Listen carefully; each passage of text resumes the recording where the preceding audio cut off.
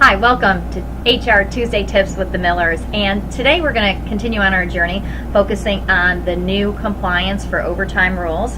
And today we're actually going to be focusing on what we need to do as far as the reclassification if we're going from an exempt to non-exempt status. So what are the things that we need to consider and take a look at?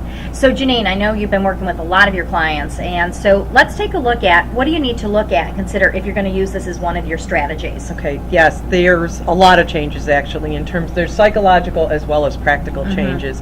When somebody's going from that exempt status, a lot of things go through their minds. The psychological ones I won't necessarily cover right now, although they are significant, they need to be considered. There are practical things that you need to look at. So if you have benefits that are based on classification, PTO time, that's based on classification, any policies related to the wage and hour laws that you have, and I'm sure you have them in your handbook, meal and break time, these are people that aren't used to this. So you're going to have to kind of educate them on how that all works, on how a tighter schedule flows and what they're expected to do. Travel time's another one. That's a big one. You know, a lot of my clients have employees that travel, and they're like, what time is compensable? Well, you need to look at the policies related to that. I can't get into it all right here, but you have to understand that there are certain times that as they're traveling and those kinds of things, that is all going to be trackable, compensable time. Again, I talked about it before in the last session, use of email or any mobile devices related to their work, all compensable time.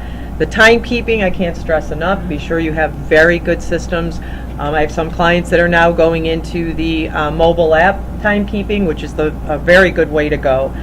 So that if you do have things you need them for off the clock, so to speak, you can let them know, I need you to respond to this. They can clock in on their phones, respond to you, and clock out. So your record keeping is very tight and clean. And then you need them to learn to stick to their schedules. That's really hard for people going from exempt to non-exempt because we're kind of used to working tirelessly, and you kind of have a little more flexibility coming in and out, and that's not going to be the case anymore. So those are the kinds of things that become very hard in the workplace, and those are the things actually I find I'm talking to the employees most about. Is they're like, well, I'm used to kind of at night while I'm sitting around checking my emails. Well, it's not necessarily going to be appropriate anymore. So, and then in the end, you have to develop policies around all the changes that you've made to make sure it's very clear. So. Okay, lots of information that you need to make sure you're paying attention to. As always, reach out for either one of us if you have any questions, concerns, or you need some one-on-one guidance as far as how you can customize it for your organization. And I know you brought up in this last talking point about communicating with employees, and that's a critical part of your process. So when we return back for next week, we're going to actually take a look at what you need to communicate with your employees and also what you need to do to train and coach your management employees so they know what they can and cannot do.